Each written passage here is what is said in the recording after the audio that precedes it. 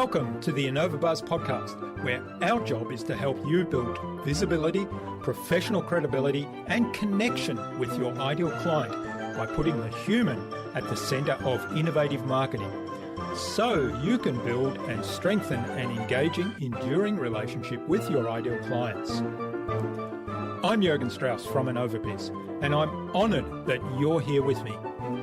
If you haven't joined our wonderful marketing transformation community yet, go to innovabiz.co and collect your free gift as well. Do subscribe to the show and also leave a review because it helps others find us. Let's get into today's masterclass on this InnovaBuzz podcast.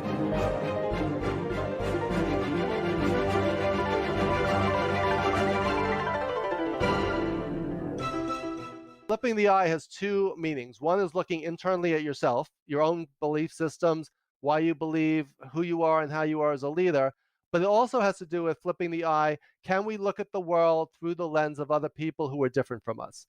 With empathy and with compassion, it's not about us as leaders, it's about other people, and my personal mission is making the world a better place, one leader at a time. And to me, everyone is a leader in one way or another. So if you start with that foundation, flipping the eye is about it's not about me anymore. It's about how can I help you make your vision a reality? And that to me is what true leadership is all about.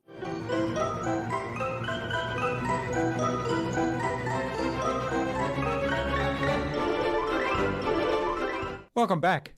I hope you've had an awesome week so far. If you haven't yet listened to my recent conversations with personal branding expert Tamara Glick and with Simon Severino of Strategy Sprints, then go check them out, but only after you've listened to today's conversation, of course. I'm really excited today to have on the InnovaBuzz podcast as my guest, Todd Cherches. Todd's the CEO and co-founder of BigBlueGumball, a consulting firm specializing in leadership development, public speaking, and executive coaching. Todd is also a 3-time award-winning Adjunct Professor of Leadership in the Human Capital Management Master's Program at New York University and a lecturer on leadership at Columbia University, as well as a TEDx speaker and the author of VisuaLeadership, Leveraging the Power of Visual Thinking in Leadership and in Life. In our discussion today, Todd talked to me about why visual thinking and visual language is so important in communication and in making ourselves understood. He described the components of a good story, and we talked about what we can learn from Pictionary. Without further ado, then let's fly into the hive and get the buzz from Todd Cherches.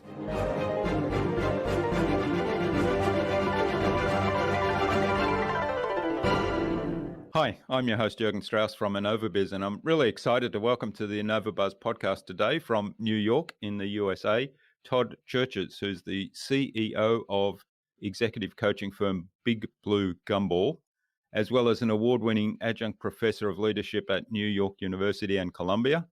He's a TEDx speaker and also the author of VisuaLeadership, Leveraging the Power of Visual Thinking in Leadership and in Life.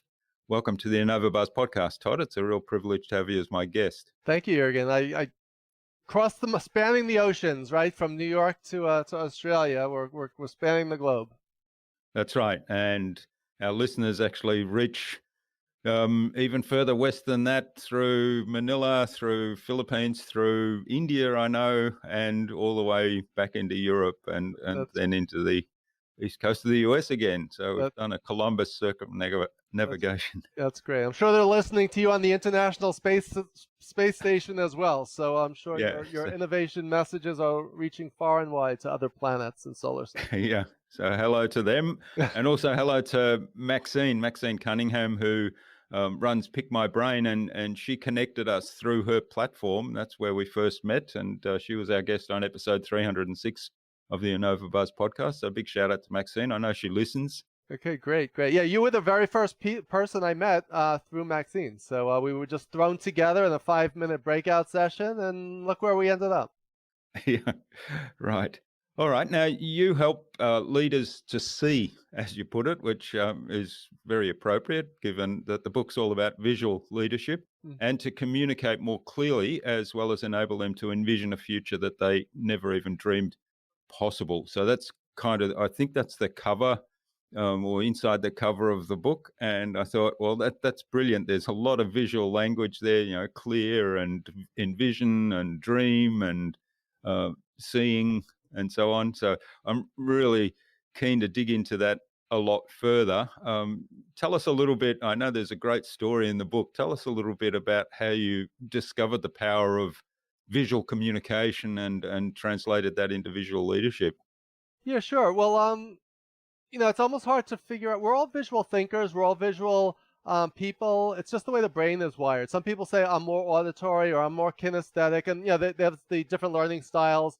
They're not really learning styles. They're different modalities of taking in information through our eyes, through our ears, through our touch, through movement, right? But research and science has shown that we're all wired to take in information visually. So that goes back to like a baby making eye contact with their parents for the first time. That goes back to cave people being out in the jungle or wherever they were and seeing a tiger hiding in the brush, whatever it is. So it's like we're all wired to take in information through our senses. And research has shown that when we're reading, a lot of business people are always thinking about the text and the numbers and everything, but it's really about what's the message, right? It's about communication.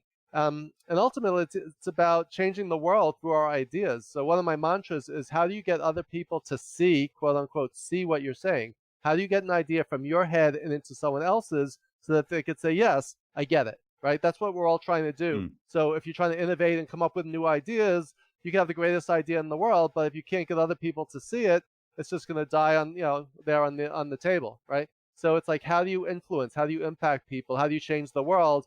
And a big part of visual thinking and visual leadership is thinking about the lens through which you see the world influences how you lead and who you are as a leader, right? And when in my NYU and Columbia leadership classes, when we ask people, what's the first word that comes to mind when you hear the word leadership, the word vision comes up, if not first, then definitely second or third, right? And so what does it mean to have a leadership vision? What does it mean when we call someone like an Elon Musk or Branson or Steve Jobs a visionary leader, right? They saw the world through fresh eyes. They saw possibilities, whether it's ideas, products, services that other people may never have dreamed possible, right? That's what is at the foundation of what visual leadership is all about.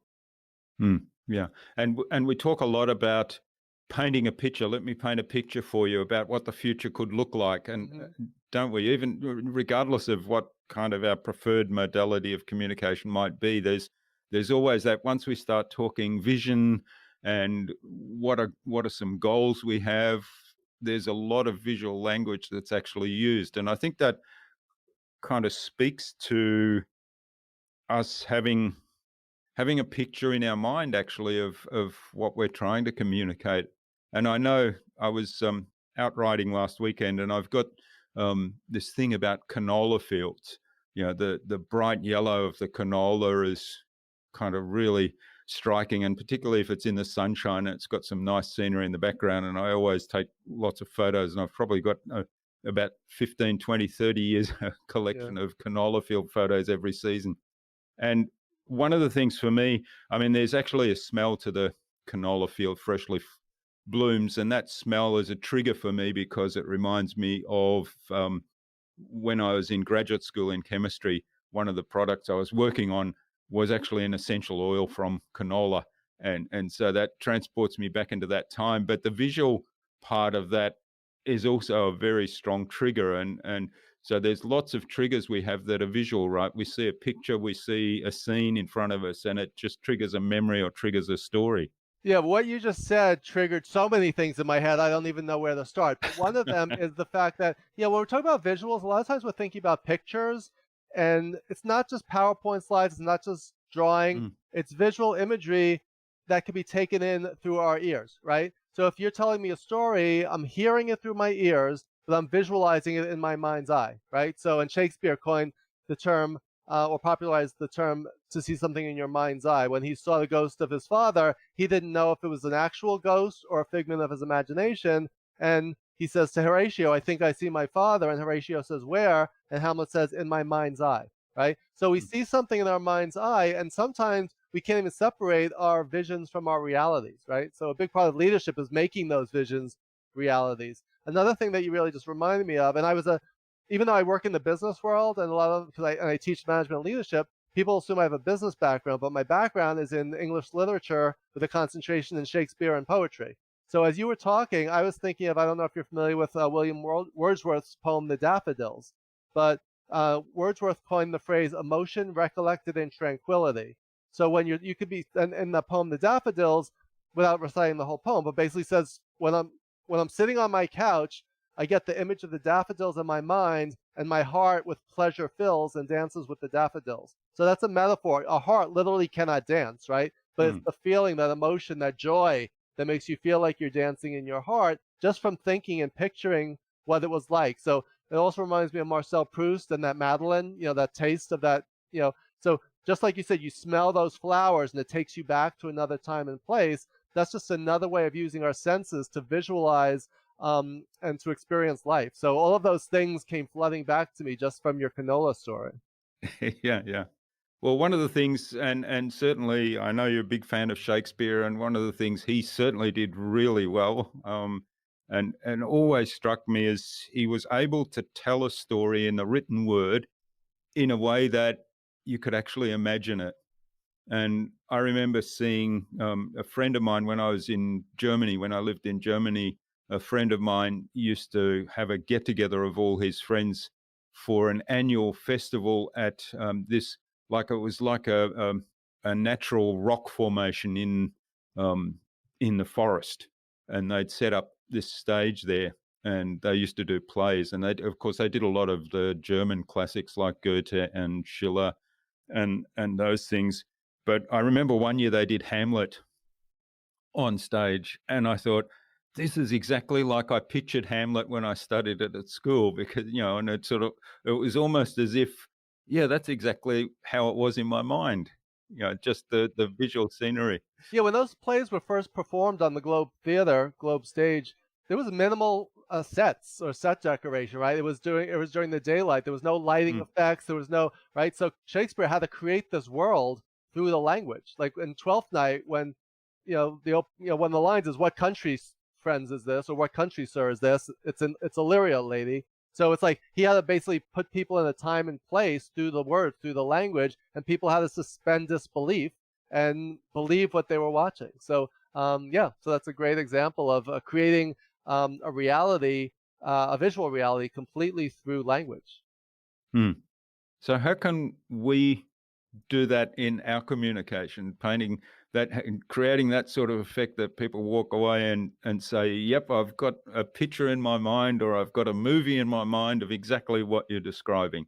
And not only that, it actually is pretty much what was intended.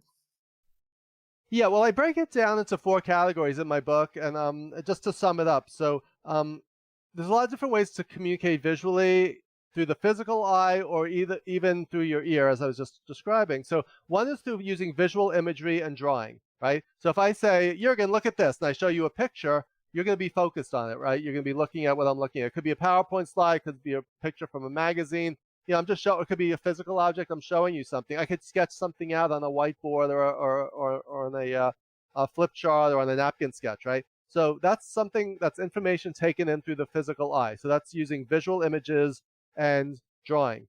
Category 2 is using mental models and frameworks. So if I drew you an organizational chart of a company, if I gave you a map of the city of New York and the subway system, if I showed you Maslow's hierarchy of needs, or Stephen Covey's, from his book, The 7 Habits, the 4 quadrants, the time management matrix, right? Those are all models or frameworks through which you can take the messiness and complexity of life and put them in some kind of diagram or visual framework so that you could see it more clearly. So we always talk about thinking outside the box, but one of my phrases is we need to think inside the box first. So we need to take the complexity and messiness of life, find some kind of framework or box to put things in so we could see it more clearly, And once we do, we start to see solutions that we couldn't see beforehand, right? So we always say, think outside the box. In innovation, that's one of those catchphrases, right? Or even a cliche now. We need to think outside the box. But what's the box, right?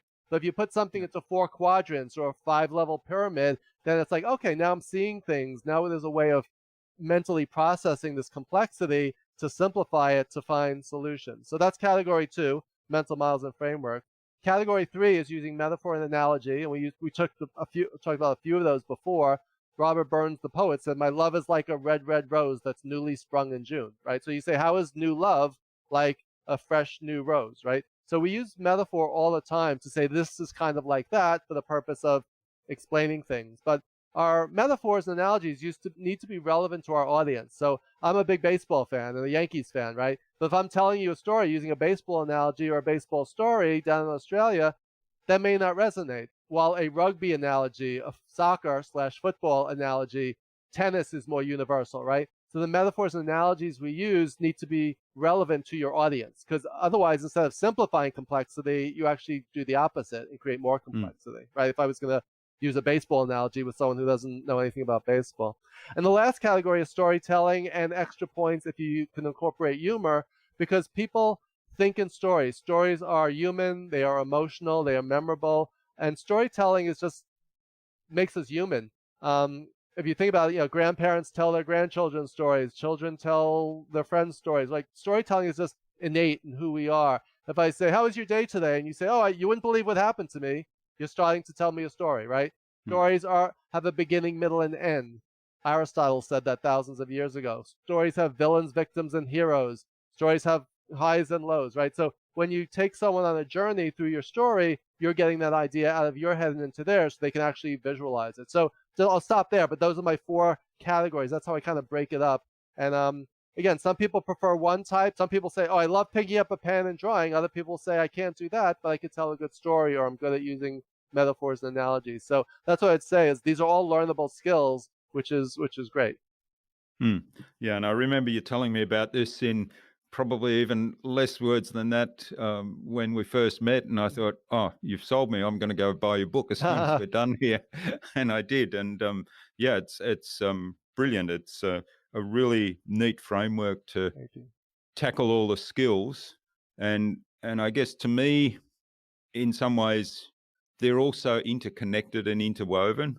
Because if you think of, I mean, one of my mentors in podcasting talks about being really interesting in just an audio framework where somebody is only listening to your voice. And he talks about the theater of the mind, which essentially is telling a story in a way that actually paints a picture for the listener. And he also talks a lot about what you've just said, taking them on a journey and, going through the highs and lows and whatever's involved in that story, but actually taking your listener along with you on that journey. Yeah, and that's a metaphor, right? The theater of the mind, right? As soon as you said that phrase, all these things, I'm picturing a curtain, I'm picturing characters, right? So what does that mean? It's like your mind's eye is a metaphor, theater of the mind. Shakespeare said that all the world's a stage and all the men and women merely players, right? We have our exits and our entrances, and each man in his time plays many roles, right? So I'm paraphrasing, but basically, again, that's an example. Like, if you think of all the world as being a stage, right? Are you performing? Are you playing a role? Or are you being authentic, right? So that's just a great way to frame who we are and how we show up in the world, right? With other people. So how can we, metaphors is one thing that I'm really fascinated by, particularly because there's lots of metaphors. So theater of the mind is a really great example of somebody that came up with an original one. And I know you've got some examples of original ones that you use, but you alluded to, sports analogies, and there's heaps of sports ones. I mean, cricket was one you didn't mention, and you're probably not familiar with cricket. But no, I actually have. I just did a presentation today where I said instead of baseball, I gave 4 different types. If you could use soccer or football, hockey, rugby, and cricket, then you're covering. And I use both male and female athletes of different diverse cultural backgrounds. So a lot of times we think only in, like, I see everything through the lens of baseball and the Yankees and the Mets, right? Because I'm a New York baseball fan. But as you're saying, you need to broaden into other sports, and we need to think in terms of the world of diversity, inclusion, and belonging. We need to be more all-encompassing. And so thank you for that reminder that, yes, rugby, cricket, those are all sports that we can leverage. But not just sports, because not everyone's into sports, right? So that's right. Well, what I was thinking, how do you develop kind of your own unique metaphors that you can use, rather than defaulting to ones that perhaps are a little cliched? Like a lot of the sporting ones to me are a little cliched. I mean, there's one classic example from cricket. I don't know if this is meaningful to you. And I don't know if the baseball equivalent of this, but it's let that one go through to the keeper. And essentially, in cricket, you don't have to hit every ball that's bowled at you, if it's not, if it's not endangering the stumps, which if they're hit, you're dismissed, right? You're out. If it's not endangering them, then you don't actually have to hit it, and you don't have to take a risk of hitting a ball that might not be in your sweet spot, because that could lead to your dismissal as well. So leaving it go through to the keeper is a metaphor for, that particular, let's say somebody said something to you, that particular comment can't hurt you, so you might as well just ignore it and not respond. That's the metaphor, but that is a really common and almost I've never heard that metaphor. before. I never heard that one before, but I know just enough about cricket to get the gist of it. And then with your explanation, it became clear. So the baseball equivalent of that would be take a pitch, meaning let the pitch go by. But in cricket, isn't the pitch the field, right? So it's actually the playing surface where they bowl the ball, the middle part. Right. So in baseball, if you say a pitch, you talk about the pitcher throwing the ball. So if I say take a pitch, that means don't swing at it, let it go by. But you might be thinking, the pitch is the field. What do you mean take it? Where am I taking it? I'm not taking the field anywhere, right? So even they say we're divided by a common language, and that's a great example of that. So coming back to the metaphor, though, in terms of, there's a lot of these ones that I think are a bit overused, perhaps, and people default to them because everybody's familiar with them, perhaps, and that might be a good thing on the one hand.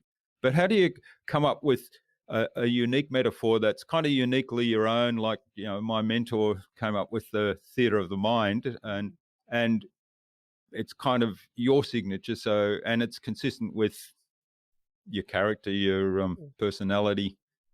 Yeah, you need to kind of, like, for example, just for one example, like nature is universal, right? So if I say I'm going to plant the seed for an idea, we need to go out on a limb and see if it works and see if it bears fruit. Like right there, I'm using nature and right? Anyone can relate to that, regardless of where you grew up, what kind of trees you have, right? But there are also certain metaphors that come out of your industry or come out of your upbringing, and there's expressions that we may use in New York that you might say, wait, what? I have no idea what you're even talking about. Even my company's name is BigBlueGumball. So what does BigBlueGumball mean? It's a metaphor saying the world is like a big blue gumball, right? So, but if you don't know what a gumball is, do you know what a gumball is? Do they have gumballs down in Australia? I think, well, I'm not sure. Yeah, they have similar things. I think I know what it is. It's like you take them out of the slot machine and they're sort of hard balls, but they end up being chewing gum or something like that. That's exactly right. But I had someone recently who said, well, I said big blue gumball it's a metaphor that represents the world, the earth, the globe. The world is like a big blue gumball. It's hard and crunchy and blue and colorful on the outside, but we have to crack the exterior. And once you get to the interior, it's soft and chewy and more fun, right? So I just used that. And she said to me, wait, but what is a gumball? Like she literally had never heard that term before. So that's the thing. It's like, if you know what a gumball is, like you just described it, then you say, okay, I get it. You get it in 2 seconds of the explanation. But if you still don't know what a gumball is, then it doesn't mean anything. So I think that's the key thing. You always need to think about, whenever we're communicating with anything, but specifically with metaphors and analogies, what do people know, right? What does my audience know? Because, again, not everything translates, right? So you need, like, if I say that's just the tip of the iceberg, that's a classic metaphor, right? So in my NYU class, I teach in the HR Master's program, we said, how can HR people use an iceberg as a metaphor? When you're interviewing someone for a job, when you first meet them, it's just the tip of the iceberg, right? We know just the basic things about them. Our job is to dive beneath the surface to learn more, right? First, if someone's an overnight success, we only see the success. We don't see the 30 years of pain and suffering and struggle that they went through, right? So the iceberg, the basic thing is, what does it represent? It represents what we see versus what's hidden from us, right? So right there, we use the iceberg, and someone else brought up Titanic, right? Yeah. Right. Or shuffling the deck chairs. I just thought about shuffling the deck chairs on the Titanic, exactly. and that's probably a pretty universal one, because most of the world would know the story of the Titanic. Right? Yeah. But even an expression like that, shuffling the chairs on the deck chairs on the Titanic, the first person who ever said that, people must have said, "Wow, that's a really cool original metaphor." Yep. Now it's become a cliche, right? So every metaphor or expression that you think of, someone at some point had to have been the first to say it, right? But at some point over time, it gets to be a cliche, and then it loses its impact. So that's another thing. If you overuse cliches or metaphors that are too familiar, then they lose their impact, because and there's millions of them out there, and it's so if you come up with one that's more new, original, and fresh, you capture people's attention, and it has greater impact. Otherwise, it just it's like, oh, we've heard that one a million times before. All right, and storytelling and humor. I mean, one of the things that fascinates me, and I try to kind of incorporate this into one of my podcasts, is telling a story in a way that's really interesting, bringing sort of natural humor in there. I don't force humor in there, but kind of the humor is a little bit self-deprecating, particularly if I'm relating a mistake I've made, or if I relate something that's happened to me that I wasn't expecting. But also using the story itself as a metaphor for the lesson I'm trying to impart. So how do we go about constructing something like that? Because that's something I'm really keen on being better at. Yeah, I mean, some people say, I was once doing a workshop on the art of storytelling for a group of 20 CEOs, and one of the CEOs said, I'm here, but I hate storytelling. I'm a terrible storyteller. And then one of the other participants said, "Oh, Bob, why do you say that?" And this guy went on to tell this great story about why he's so bad at storytelling, right? So it turned out, and everyone looked at each other like, "Bob, that was a great story. Why do you think you're not?" So he didn't feel comfortable doing it. You know why? He was confusing storytelling with like joke telling or performance art. So if you say, if I say, how was work today? And you said, "You wouldn't believe what happened to me," and I tell you this story. We share stories all the time. It's just who we are and how we communicate with people. So I think when we elevate storytelling to this unattainable, unachievable thing, like put on the mountaintop and say, I can't be that amazing a storyteller, then I think we kind of do ourselves a disservice. But if we just realize that storytelling is just sharing an experience or an episode of what happened. And regarding humor, I want to just point out, and this is important to emphasize, we're not talking about telling jokes. Some people are like, "Oh, I need some humor in here." So two people walked into a bar and it had nothing to do with your story, your message, or anything. They just thought, "Oh, I'll make people laugh and get them on my..." That's not what we're talking about. We're talking about finding the humor in humanity. The humor has to be an anecdote or a story that's relevant to the message, right? So for example, in my book, I tell the story about one time I was sitting at my desk. I was working for a TV network out in Los Angeles. I won't mention which one, but it had a C, a B, and an S in its name. So I'm sitting at my desk, and my boss's office door flings open. I feel something whip by my head, and she had thrown a box of pens at me because she wanted the medium point, and these were the fine point. So she, instead of just saying to me, "Todd, these are the wrong pens," she lost her mind. She threw it at me and started screaming at me like, "If you can't even order the right pens, you better get yourself another job." It's like she already had two other boxes in her office. So it was hardly an emergency situation. And yet, so now telling that story, it always gets a laugh and a smile. And my students are always like, "Oh my God, I can't believe that happened to you." And it's funny in retrospect. That was not funny on that day that it happened. Right. You could just imagine. It was funny when I told people when I got home from work that day, "You wouldn't believe what my psycho boss did today." And I actually kept an abuse log because this was just another day at the office with her. But the humor of that is I incorporate that into when I'm teaching feedback in my class. I said, how might you give someone feedback who didn't do what you asked them to do or didn't perform, right? But that story, no one ever forgets it. Yeah, I can imagine often there's times like that where it doesn't seem funny at the time, but then with hindsight or with distance or putting it into some other context, then it becomes a humorous story, at least from the point of view of the people get a bit of a laugh out of it. Yeah, I once heard the expression that comedy is tragedy plus time. So it's like so you need to I love it. Yeah. things that are not funny in the moment, you find the humor later on down the road. Yeah, yeah. Yeah, well, I've got one like that where I had a fairly serious bike accident off my road bike. When was this? About 5 years ago now. And I remember, and I went over the handlebars at speed.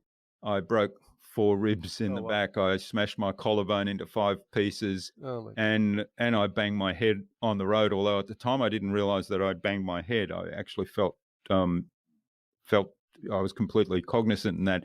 In fact, I was lying on the side of the road in pain. I knew I'd broken my collarbone and I was having difficulty breathing.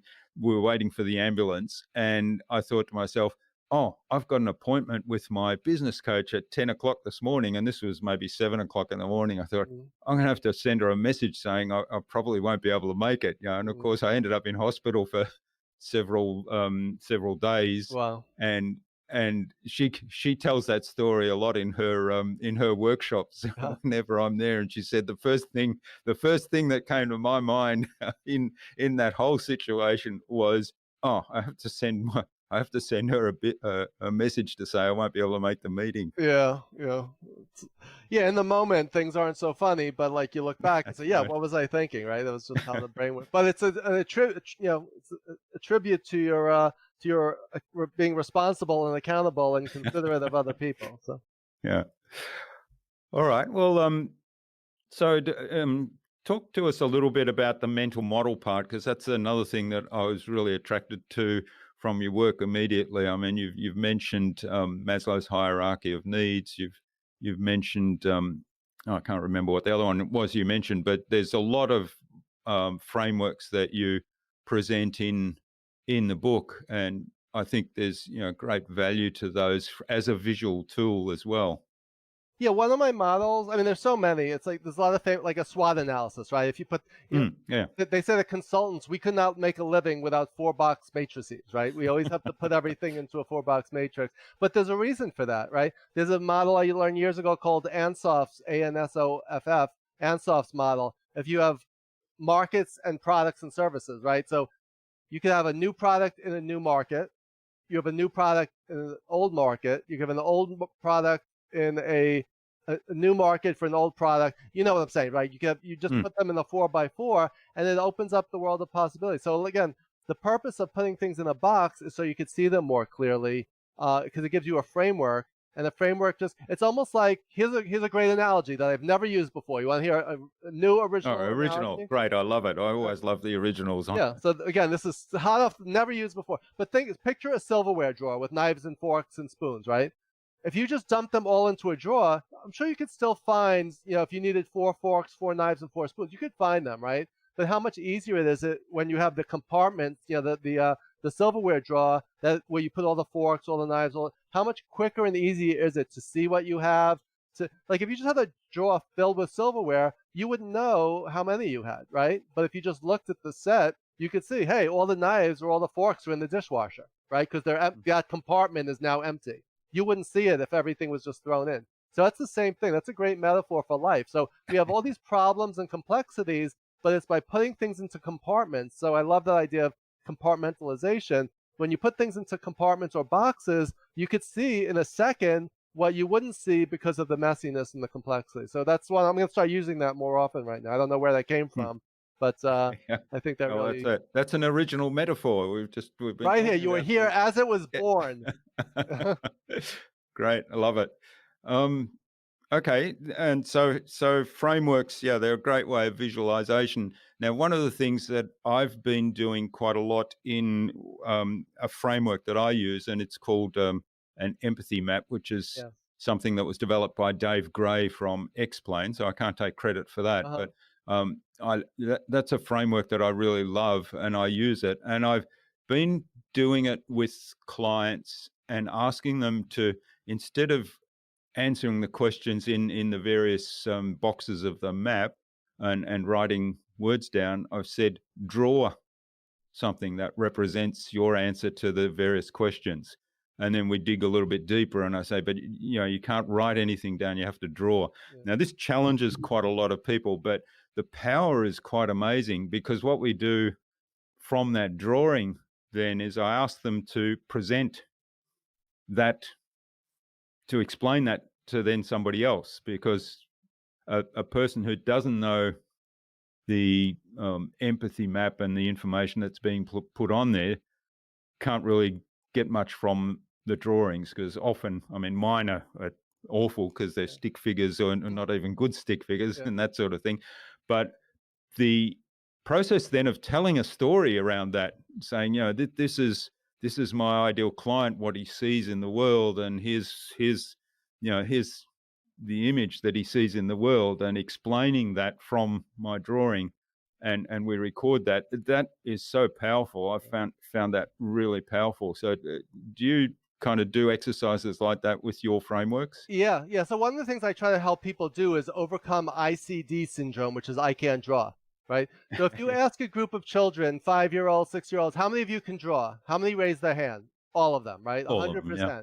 But you ask a group of business professionals, how many of you could draw? And you're lucky if you get a few. So have we lost our ability or our confidence over those 20 or 30 or 40 years? I would say it's our confidence, right? Because we expect, like you just said, oh, they're just stick figure. There's nothing wrong with a stick figure. It's about your effectiveness in getting your idea across. It's not how great an artist you are. So if you could do graphic recordings and you're an amazing artist and someone who could draw, that's great. Then you get extra bonus points. But at the very least, if you could play Pictionary, if you could play charades, then you could communicate through non-visuals, right? You could communicate through hand gestures and movement, and you could also sketch something out. And here's a real life example. One of my clients, there were some salespeople who were more effective than others. But people go on a sales call, and you don't know what goes on behind the scenes when they're meeting with a client. So one of the things that we did in the workshop, I put up flip charts, and we had about 15 people. Each person had to draw, no words, just they could use some words and numbers, but mainly draw an image that kind of sketches out their presentation and any metaphors and analogies they use or stories. Just get it up there, do a brain dump, right? Get it out of your head and onto the paper, and then they had to present back to the rest of the group as if we were the client. And it was amazing what happened. That session was just transformative, because in the process of doing that, the CEO found that people were using analogies that were wrong, metaphors that were not relevant, and were actually counterproductive. They were telling stories that didn't really illustrate what they did, or they were emphasizing the wrong things. That did not come out until we did this, right? So if someone says they're like a big whale and we're like a little guppy, and the CEO says, not at all. We're not, they may be the whale, but we're maybe another kind of whale, or we're a dolphin, right? But we're not a guppy. Why did you say we were a guppy? So they turn into a whole debate about, were you a piranha? Were you a guppy? Were you a goldfish, right? I had to bring it back to they were going so far off the mark with the fish metaphors. But that resulted in conversations that had them completely revamp how they presented to their clients. And they came up with a number of people were allowed to come up with their own stories as long as they were consistent in the messaging, right? And in terms of the metaphors they used, they came up with 3 or 4 metaphors that everyone agreed to, and at different times they could pull them out of their bag of tricks. But until we did that exercise, it dramatically improved sales, it improved customer service, communication, it removed a lot of stress, because people were going out on sales calls and they weren't really sure if they were even saying the right thing. So that's one real life example of how using drawing helped people to see what other people were saying and then fix problems and clarify their messaging. Yeah, I love that. And it really comes back to having a bit of having a good understanding of who the ideal clients are, and what do we do, what's our vision for us as a business and for them, what do we do for them, and how do we tell that story or give that message to them. So it's sort of storytelling comes into that, and painting the pictures and using the metaphors is really powerful in that whole thing, from the internal exercise you've described to then taking that out to the communication with the customer. Yeah, I always say everyone has 2 thought bubbles hanging over their heads at all time, whether it's one person like you and me talking here today, or our listeners when they listen to this. They're thinking, why should I care and what's in it for me, right? People want to know, why is this interesting and how will this benefit me, right? So if you're not thinking about that, then your messaging is all over the place. You really need to think about, if people are bored or disengaged or checked out, it's usually because they either don't care or they don't see the benefit, right? So if I'm doing a webinar, if you're listening to a podcast, if someone starts checking their email and doing other things, it's because you've lost them, not because it's their fault, it's your fault. They're disengaged because you're not giving them a reason to care or to see the benefit. So any metaphor, an example, or story you tell needs to hit both of those targets. Why should they care? And how will they benefit from this story, this example, this product, this service, this innovation? I keep meeting people who say, I just came up with this new app and they were so excited about it, but they can't explain why I should care about it, right? And here's the classic story.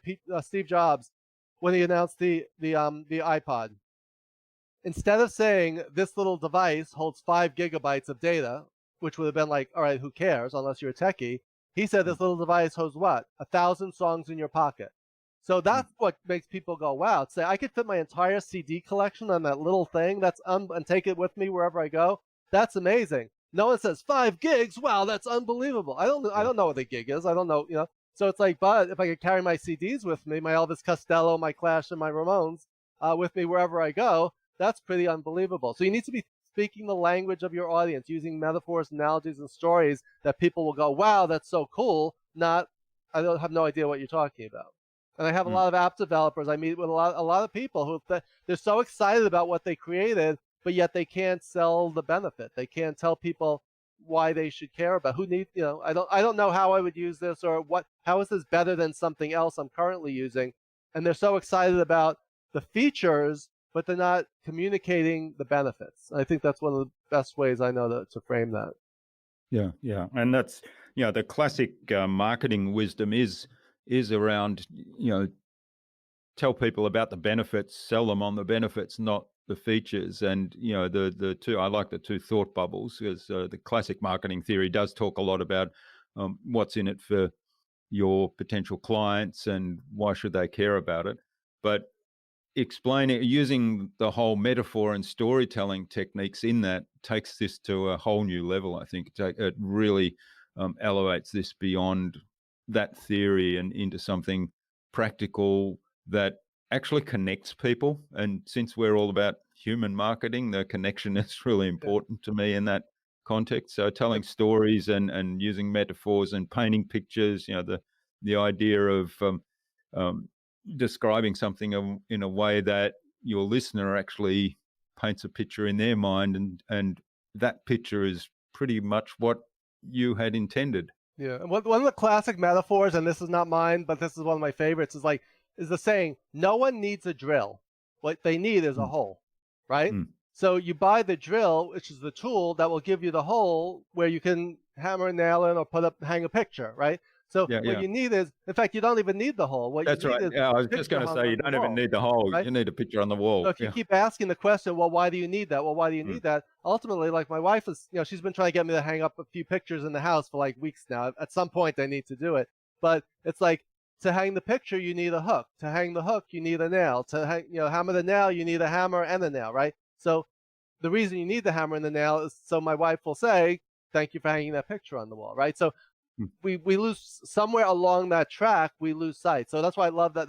That's why it's one of the classic metaphors of, no one needs a drill. Just that one saying has so much power when you're thinking about why people might need your product or service. What's it going to do for them?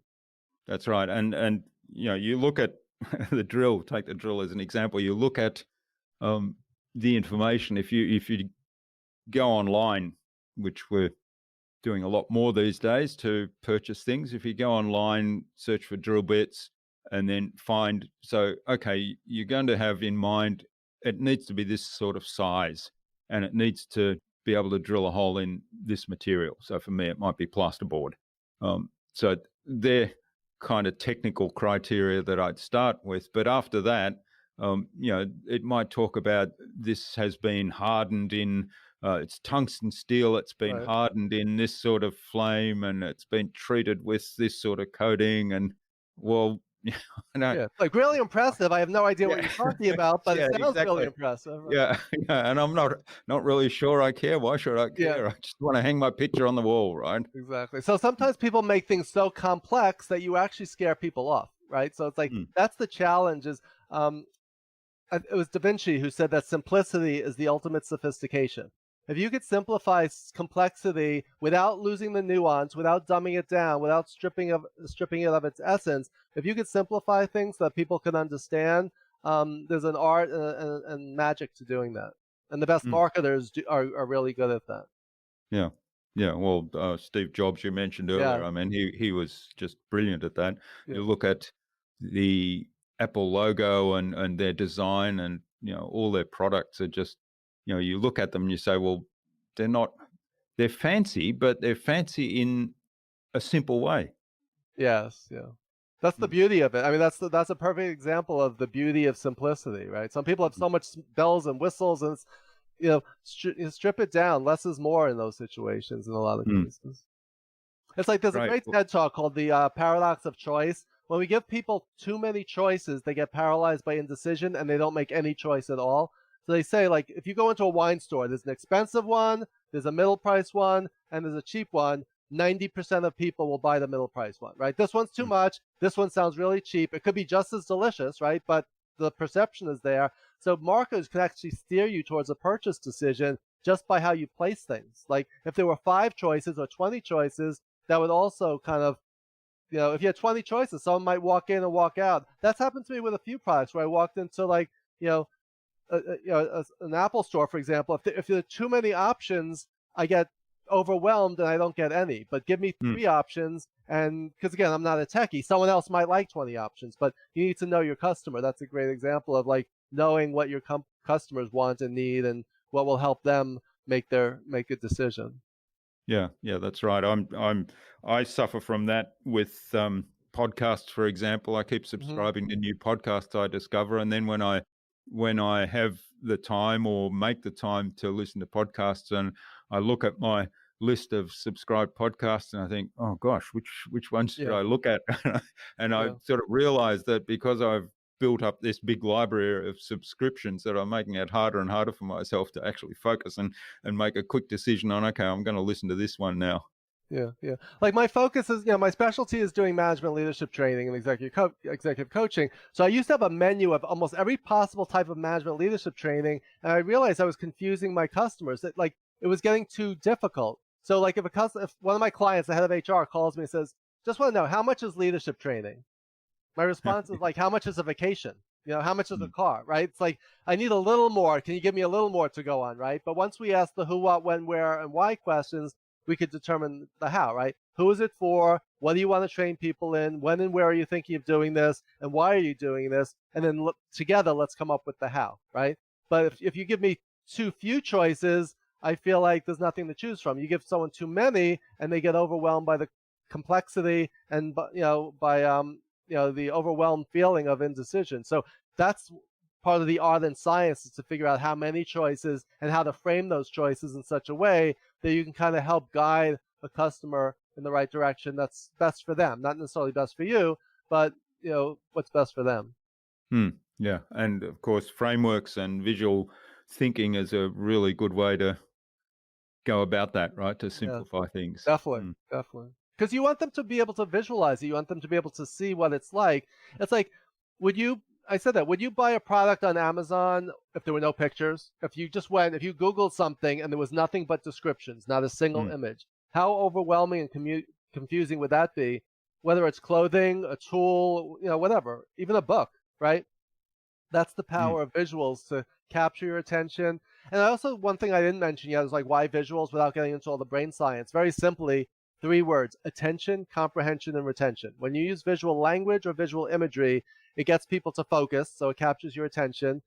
Comprehension increases understanding because you look at it and say, okay, now I get it. And retention is, now that I've seen it, I will remember it, right? So if you just think about why visuals, that sums it up in a nutshell, which, by the way, is a metaphor.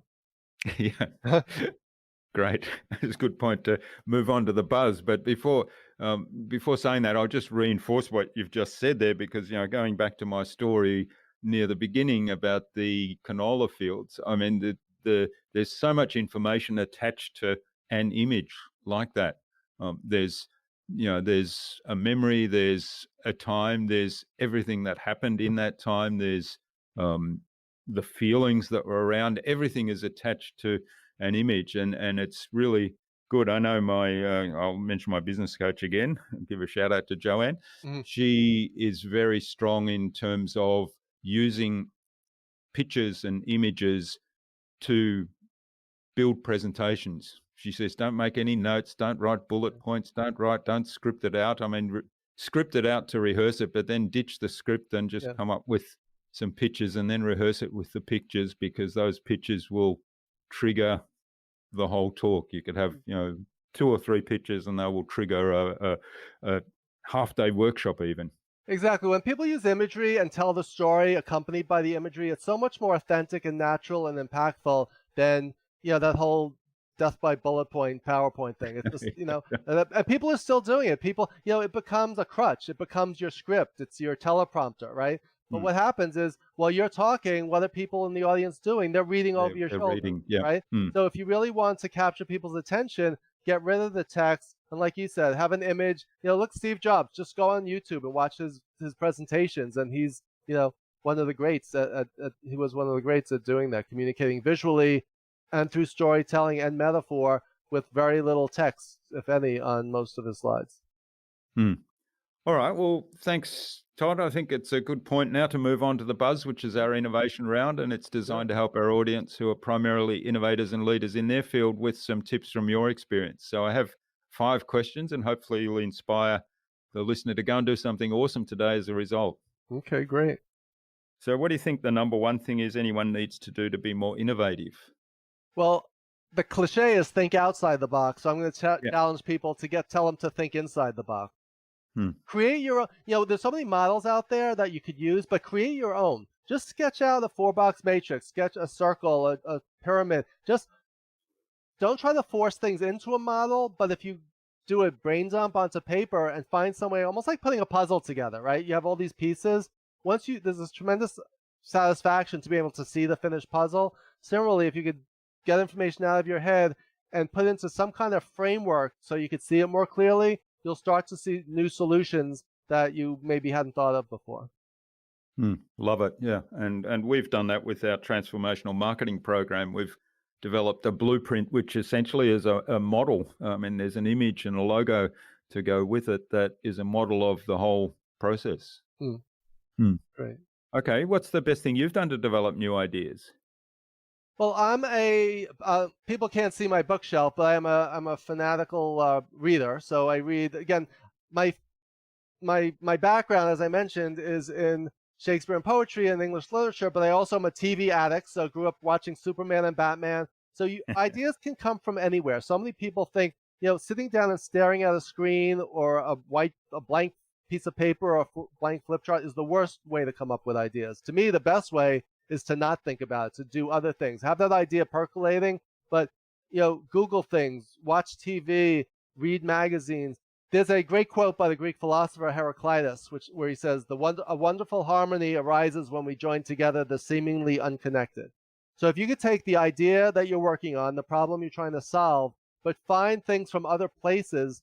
Here's a real life example of that. I was once teaching an innovation workshop, and I had everyone get up, and we walked down the block to go to a Barnes & Noble bookstore. Unfortunately, there aren't that many of those left anymore. But we went to the magazine section. I asked everyone to buy a magazine that they wouldn't ordinarily read. So there was this big construction guy, and he bought Bride magazine. And this woman who worked in fashion bought Guns and Ammo. She was very anti-guns, but she bought. Everyone came up with like 20 new ideas from those magazines that they ordinarily wouldn't have looked at or read, because it just, hate to use the pun, triggered another part of your brain and led to other ideas, out of the box, quote unquote, ideas that they wouldn't have thought of otherwise. So you never know where ideas could come from, but I say the worst way to come up with ideas is to go back to the usual place. Go look elsewhere, look outside, listen to music, read poetry, sit in a field of flowers, right? You never know where those ideas are going to come from. So that's what I said. The worst place to innovate is at your desk in most situations. Yeah, I love that. No, I love the quote. I wasn't familiar with that quote, but I'm a big fan of, looking outside your own field and looking to join the dots back to what it is you do. So yes. All right. Now, do you have a favorite resource you use most often? I do, and I don't want to get too personal, but I get 90% of my ideas in the shower.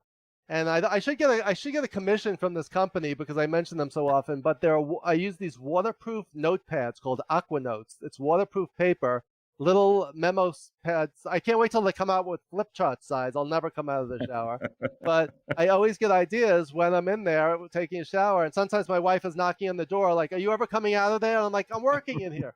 So so some of us get ideas while we're walking the dog or on the treadmill or whatever. But and I do get them in different places, driving. But in the shower is where I come up with them, and that's why these Aqua Notes notepads. It's so great to be able to, with that special pencil and those waterproof pads, just to capture the. How often do you get an idea in the shower, and then by the time you get out, you completely forgot it, right? Yeah. Doesn't happen anymore when you use these. I should do a commercial for them. They should definitely be paying me. I love it. I love it. My challenge is I often, when I'm writing on my own, which I'm doing a lot more of these days than pre-COVID because of the isolation and so on. So I'm often writing alone now. And in those situations when I'm not talking to somebody else, when there's not the chit chat and the concentration on somebody else's wheel in front of you going on, I find that I come up with a lot of ideas because the mind's kind of wandering all over the shop. Yeah. And my challenge then is, getting back, it might be an hour or a 2-hour ride. And I might have had 5 or 6 ideas. By the time I get back, what were those ideas again? Yeah. Well, my recommendation there is every phone has that voice memo thing. So if you're on a bike, if you're out and about, just speak it into the voice and you'll capture it, and then you transcribe it when you get home. Because that's happened to me numerous times where I didn't have something to write on or I couldn't write. Again, the key is getting it out of your head and onto something. So you can get it back later on. Yeah. I guess, it's a case of not wanting to stop. Yes, trying to break a record or something like that. Yeah. So, everything's a trade-off, right? You can't do everything, and no more accidents for you. No. All right. Now, what's the best way to keep a client on track? Well, this is where the visual leadership component comes in. It's about having a vision. That saying, keep your eyes on the prize, right? It's very easy to, you hit a brick wall, metaphor, or you fall back, or you go off track. These are all different metaphors, again. But if you always keep your eyes on the prize, and what's the vision, and if what you're doing is not moving you forward towards that vision, then you need to say, all right, what's going to get me back on? It's okay to go off track once in a while, because sometimes you discover things that you didn't think about before. But it's also easy to be distracted and to lose sight, and then you miss deadlines or you go in the wrong direction. So to me, the best way to stay on track is to have some kind of visible or tangible representation of what the goal is. In fact, when I was working on my book, I made a little mini mock-up of the book jacket, and I kept it sitting right on my computer. So I saw it every single day. So I said, is this going to take me away from my goal of hitting my book deadline? So just by having that little mini book jacket cover in front of me, that reminded me, keeping your eyes on the prize, that's what my prize was. And that reminded me, because it's very easy to spend 2 or 3 or 10 hours doing something. It's like, I just wasted that. It wasn't wasted necessarily, but it's not getting me towards my goal. So I think if you have something visible or tangible and you visualize what will it look like when you get to your end goal, the trophy, the celebrations, the accolades, or just that feeling of satisfaction, that's what helps you stay on track and helps you from going off on all kinds of tangents. Because otherwise you just never achieve what you're trying to do. So often the big thing that we're trying to do, the thing that has the greatest payoff, that gets put on the back burner because we're always putting out fires and not necessarily focusing on what really matters.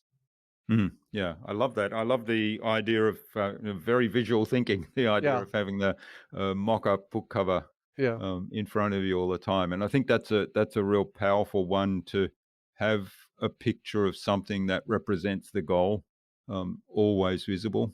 And it's kind of a reminder, and it triggers the emotion attached to the why I'm doing this as well. Yeah. It also helps to visualize past successes, remember what that felt like, and say, that felt really good. I want to replicate that again, right? Like when the team wins a championship, like the Super Bowl or the World Series, the first thing they say after, like, I just want to relax and celebrate this one, but they're like, this felt so amazing. I want to do this again. Like, they can't wait to get to spring training and start the next season.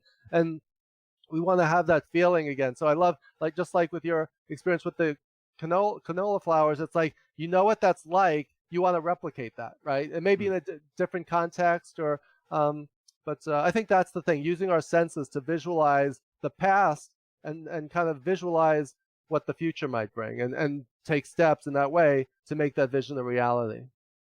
Yeah, that's great. All right. And finally, what's the number one thing anyone can do to differentiate themselves? I don't know if do you know Bill Nye, the science guy? Do you know him? Is he well known down there? Or is he just American? I know of him. Yeah, I know of him. He presents on TV, does he? Yeah. He has his own show and everything. He's a science. Yeah. So I've probably seen him on TV. Yeah. Yeah. Well, one of his quotes that I love. It's so simple. He said that everyone you will ever meet knows something you don't, and that includes you. So that's the thing. Your story is unique. So some people who say, "Oh, no one wants to hear my story," or I have nothing to teach anyone. You're the only one in the world who has lived your life, who has your stories, and everything that happened to you can be turned into a story that will teach someone else a lesson.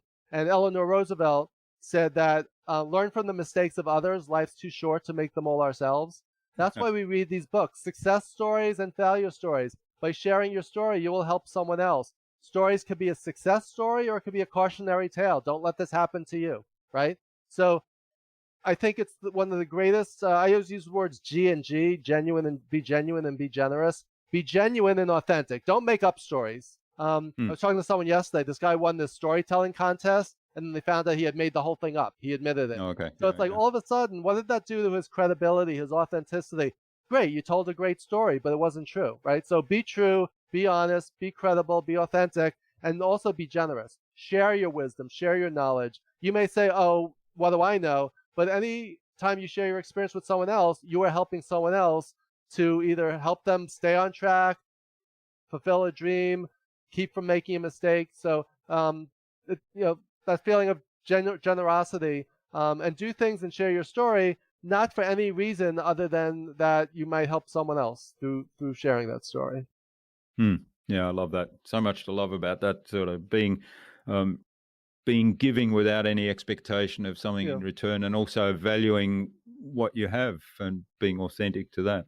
Yeah. One other thought I wanted to share: the on the cover of my book is a rainbow-colored eye, a color that no one has in the real world, right? So that means the rainbow represents diversity and inclusion in all its forms. It also represents innovation and creativity. One of the concepts I've been talking about recently is flipping the eye. So often when we talk about leadership, it's about your vision. It's about what you want to do. Flipping the eye has two meanings. One is looking internally at yourself, your own belief systems, why you believe, who you are, and how you are as a leader. But it also has to do with flipping the eye. Can we look at the world through the lens of other people who are different from us? With empathy and with compassion, it's not about us as leaders. It's about other people, and my personal mission is making the world a better place, one leader at a time. And to me, everyone is a leader in one way or another. So if you start with that foundation, flipping the eye is about it's not about me anymore. It's about how can I help you make your vision a reality. And that to me is what true leadership is all about. I love that. And that's probably answered my question about the parting advice. So unless you're really keen to give any more, we won't. I think I'm going to just drop the mic and walk off the stage. Yeah, wonderful. All right. Well, thanks, Todd. This has been absolutely fabulous. So where can people find out more about you and also get a hold of your book and maybe even reach out and say thanks for what you've shared with us today?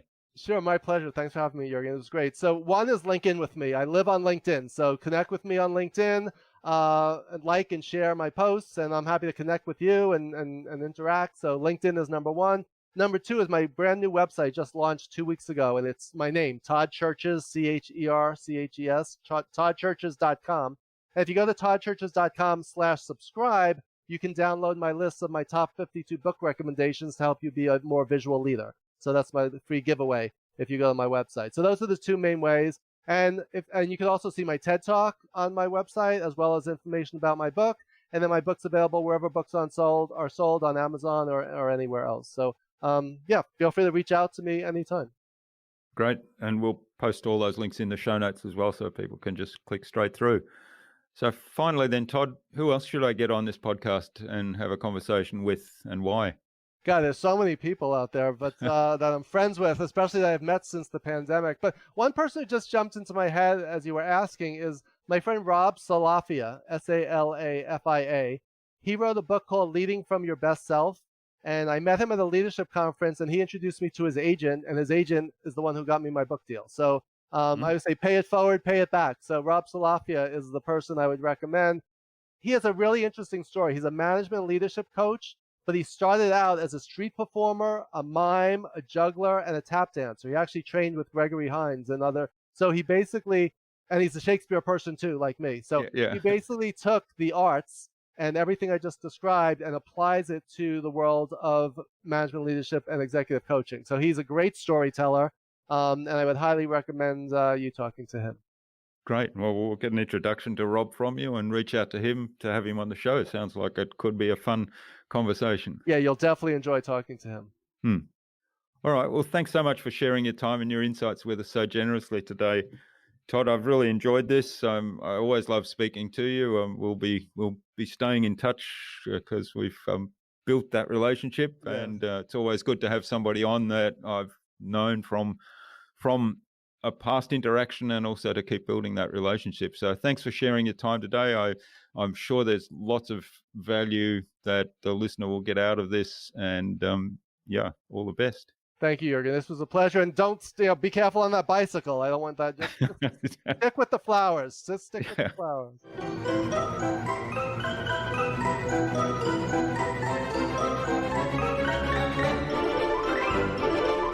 I hope you enjoyed that engaging conversation with Todd, full of visual references, metaphors, stories, and humour, and took something away from his episode.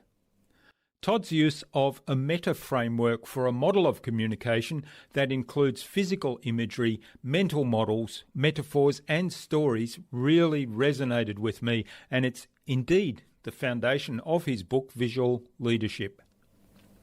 I'd love to know what you took away from Todd's episode. Leave a comment below the blog post, which you can find at innovabiz.co/Todd Cherches. That is TODDCHERCHES. All lowercase, all one word, innovabiz.co/Todd Cherches. You'll also find contact information for getting in touch with Todd there, as well as links to his website, his list of 52 book recommendations, also his own book, Visual Leadership, and the other resources we spoke about in today's conversation.